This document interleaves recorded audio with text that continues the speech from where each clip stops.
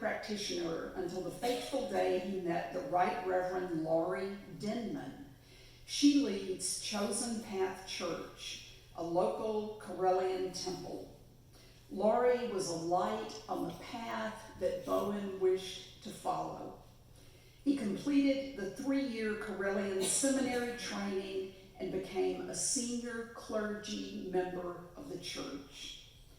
Bowen lives in Jacksonville with his husband of 34 years, who is with us today, 2 dogs, 2 cats, and assorted fish. He's an avid crafter.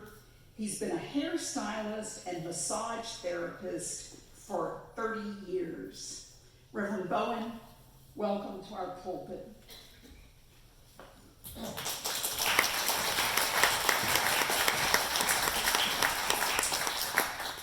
I sound kind of good on paper. Well, y'all have done such a wonderful job with solstice. I don't have much to say, but I am going to talk a little bit from my perspective on the pagan path. The last time I was here was when Jen was inducted as the Director of Lifespan Religious Education. We have several members that come with us, so we've been here several times. We always enjoy showing up. Jen was with us last night when we did our Yule and solstice dinner and watched me have a technical meltdown because we Zoom all of our stuff to our distance members and it wasn't working. And Jen was just being calm and quiet, and I was being a 10-year-old having a meltdown. And she said, "Oh, it's no problem. You just get Jake's phone and you do a hotspot on it, and then you become host on your thing, and then you turn it over to," and she did it all. And so this morning when I was printing out my presentation and it didn't work, and it jammed, and then the plug came undone, and then the printer said it needed ink, I thought, what would Jen do? But instead I just screamed for my husband to come and fix it, and he did, so here we are. So greetings and happy holidays. We're in the full swing of a variety of winter festivals, many of which were mentioned here. They're celebrated around the world. So most of you are familiar with Christmas, Hanukkah, Kwanzaa, Diwali, and perhaps Yule. And that occurs around the winter solstice. And don't forget Festivus for the rest of us. Thank you, Jerry Seinfeld. This morning we're going to explore my favorite holidays. So Yuletide greetings and happy solstice. I celebrate Yule as one of the 8 Sabbats on most pagan calendars. The word Yule is derived from ancient Norse words for the god Odin. Yule's ancient origins are from the Germanic people of Germany and Scandinavia, but today many pagans celebrate Yule throughout the world. Yule celebrations typically coincide with the astronomical event of winter solstice. And as people have mentioned earlier, solstice is the longest night of the year. It's made up of 2 words, sol, the Latin word for sun, and the word stit, to mean stand still. The words combined into solstitium, meaning the sun sits still. And it was shortened to solstice around the 14th century. Winter solstice, the longest night, and has a few days around the solstice when the sun rises and sets, but it looks like it's sitting still. Normally it'll climb one direction or the other. So that's the sit still time, about 3 days, and then it continues on its northern path. A winter solstice is important to Yule because the earth is at the tipping point between the darkest times and the slow return to light. It is these still times in which we pagans reflect and rest and celebrate the return of the light despite being in the throes of deep winter, which is theoretical here in Florida where anything under 65 is frigid. And just to throw in a twist, at this time of the year in the southern hemisphere, they're experiencing the summer solstice and the longest days of the year. So they'll be throwing a few shrimp on the barbie and slathering on their SPF sunscreen. Now, historically, Yule was celebrated as a 2-month festival beginning in early mid-November. The ancient Norsemen of Scandinavia celebrated Yule from the winter solstice all the way through January, and it was in recognition of the return of the sun. Families would bring home large logs, which became known as Yule logs, and they would light them on fire and feast until they burned out, which often took 12 days. A bit of a stump was saved for the next year's Yule log, and they used that to light the next log. Now everyone buys a Yule log from Publix and wonders why they're eating a chocolate stump. That's the origin. The cycles of Earth, Sun, and stars were important to the people who lived intricately connected to the Earth's seasons. Our ancestors learned the cycles of light and darkness, warmth and cold, living and dying. They celebrated each turn of the seasons. Yule was centered around the return of the sun and the promise of longer days. Even though winter was just really taking hold, the assurance of the summer return was a reason to celebrate. In many traditions, it was the god who sacrificed himself at Samhain in October, the last harvest, that made his way through the underworld in the embrace of the goddess, and then was reborn at solstice as the child of light. People lit fires to guide his way and ensure the sun's return. Today, on the solstice, between the 20th and 22nd of December, pagans celebrate Yule on one night because it's rather hard to ask for 2 months off. Hello, human resources, I'd like 2 months off to go burn a giant tree stump. Modern pagans carry on the same deep connectedness to the earth and its cycles. We pay homage to the changing seasons and use them to remind us that our lives, both physical and spiritual, flow in the same cyclical patterns of nature. From earliest times, we've looked to the stars to show us our past, our present, and our future. Ancient and modern people realize Earth is a small cog in the great cosmos surrounding it. We have a saying, as above, so below. As the universe, so the soul. As within, so without. Our connectedness to the rhythms of the universe is abundant and powerful in our daily lives.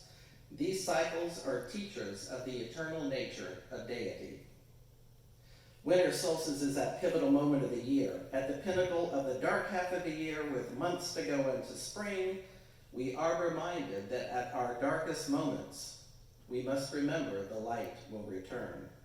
That everything in life has a season that shall pass. We know that any darkness is only there for a time before once again we're flooded with the joy of a new beginning and a fresh lightness.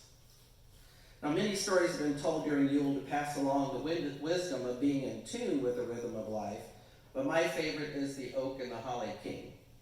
In pagan culture, there are a few universally accepted themes, but many paths see this story as an explanation of the seasons, both within and without.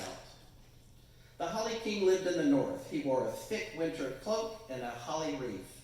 In his hand he carried a staff made of a beautiful, sturdy holly branch. The oak king wore only a wreath of oak leaves.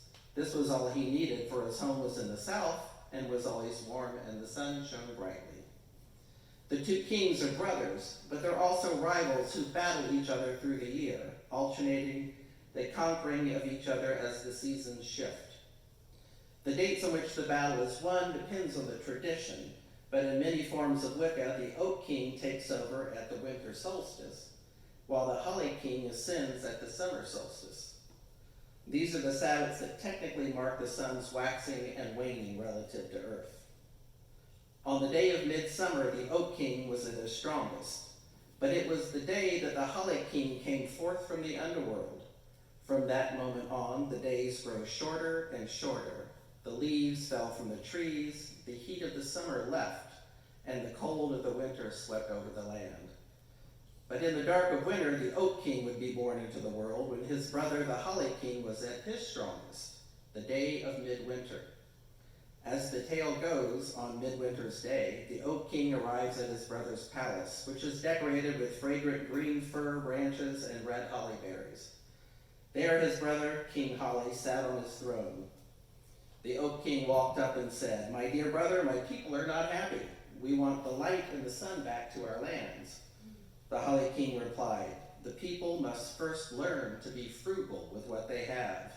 They must learn that there is also a time of moderation and reflection, in which they can make new plans for the year to come." But the Oak King knew there was no time for that. He said, "If I have to fight for the return of the light, I will do it." And he got up and walked towards the throne. The Holly King immediately jumped up and fought his brother. In one last blow, the defeated Holly King lay wounded on the ground. The Oak King ordered his brother to give him the throne and said, "My dear brother, if you want the dark days back, you come to me in June, and we'll measure your strength again. And even though I have defeated you now, you are my brother, and I love you." The Holly King answered, "I'll be there on the summer solstice. Look for me on the highest mountains, and if I win the fight that day, I will give you all the wisdom of how your people can survive the dark days of the year, because I love you too. Take the crown now, my brother. Even if you are now king, my cold has not yet left, and the snow will cover the land. But I know from now on your power of light reigns until my time of darkness wins in midsummer." From that day on, the brothers Oak and Holly battle and claim their share of the year. In the light months, there are feast and abundance and growth. In the dark months, there's a time of rest, reflection, and making plans for the new year. Everyone now had the knowledge of light and darkness, and lived happily ever after. I may have added that part. We learn from this story how easy we revel and grow in the lightness of times, when things are plentiful and easy. And yet we must also prepare for the coming dark, the cold times, when the barren earth does not sustain us so easily. By storing away our harvest, both physically and spiritually, we can survive the dark times and contemplate what we have achieved and learned throughout the year. We plan what we will do with the return of the light and how we will build and renew our earth and our spirits. We rejoice at the first signs of spring, and we are glad to have this time of rest, of the need to stay closer to hearth and home, and to celebrate our family and friends. Each half of the year holds a value and a treasure. We must learn to appreciate the plentiful and lean times, knowing these cycles will come full circle many times in our lives. There can be no light without dark. It is the contrast between the two that makes each possible. Neither can exist without the other. Now in our modern world, the hustle and bustle seems to be 24/7, 365 days of the year, and it's hard to imagine a downtime or a slower pace. It makes it all that much more important to carve out niches of time and space to slow down and reflect. To be still and enjoy a moment of quiet nothingness. A wise man once said, "You should meditate 20 minutes a day unless you're busy. Then you should sit for an hour." Many traditions of Yule have been incorporated into a holiday known as Christmas. Decorating with boughs of holly, bringing in a tree festooned with glittering lights like the stars in the heavens. The evergreen is an ancient symbol of the eternal. Feasting, singing, and even Santa Claus have origins in pagan practices. Saint Nicholas is commonly linked to Odin, the father of the gods in Germanic mythology. He was depicted as a white-bearded man with magical powers. Yule was a time when Odin led a hunting party in the sky known as the Wild Hunt on an 8-legged horse. Children would leave their boots by the chimney filled with carrots and hay to feed the horse. Legend has it whenever Odin flew by, he would leave gifts by their boots. Frau Hulda is the Germanic goddess of winter. In German folk legend, she would fly through the night and give gifts to children. In drawings, she is dressed in red and uses the chimney to deliver her gifts. Some Germanic traditions involve leaving food and milk for Hulda on December 24th, which is known as Mother's Night. Pagans light candles, feast, and exchange gifts in celebration of the god's return and of the light he brings with him. In the deepest winter, the hope and renewal of life is welcomed. Now, I hope this gives you some insight into how and why we celebrate the Yule and winter solstice. As I end my talk, I'd like to perform a small act of power with your help. And what we're going to do is infuse this candle. Oh, it's come away, I think. Yeah. And if it doesn't, there we go.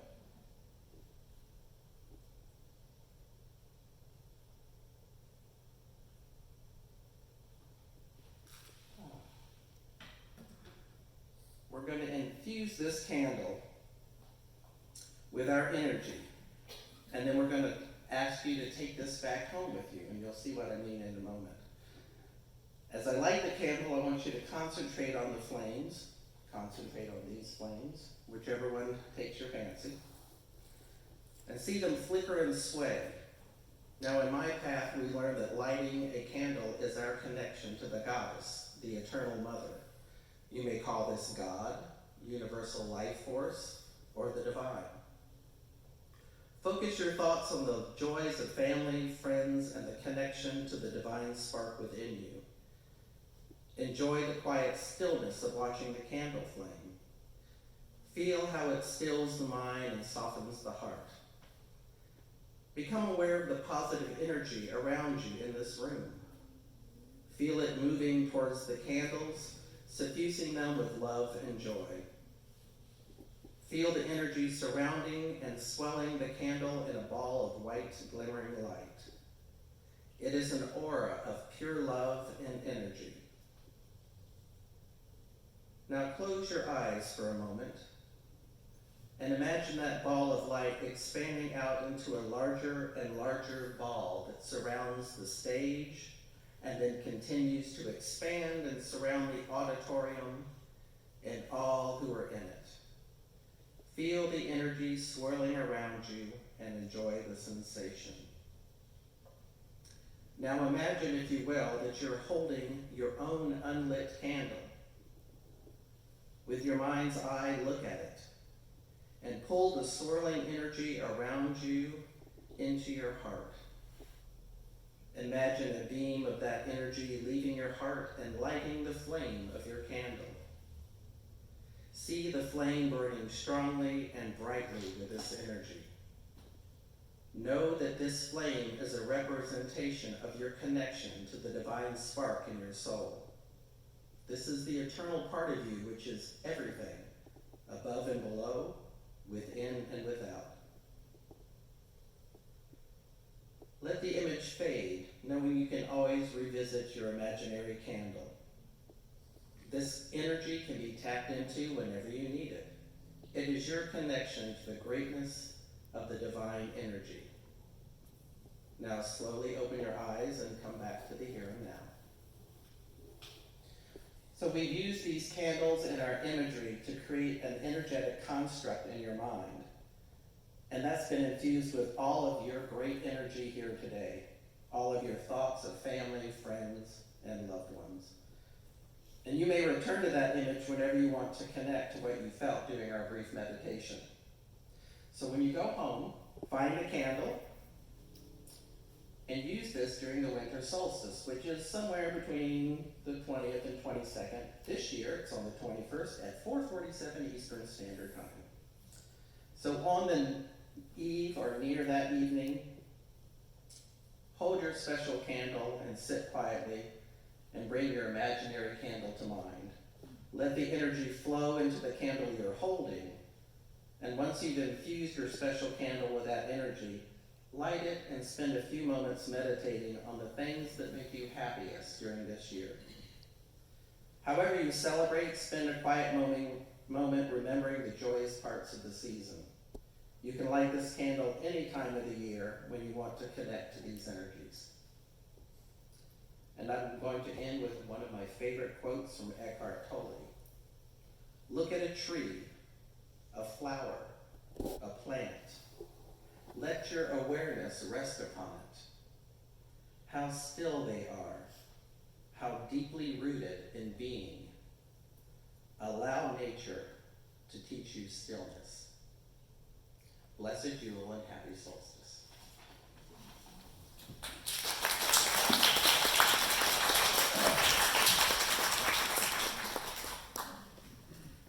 Thank you, Reverend Bowen, for making the Yule and solstice so real for us today.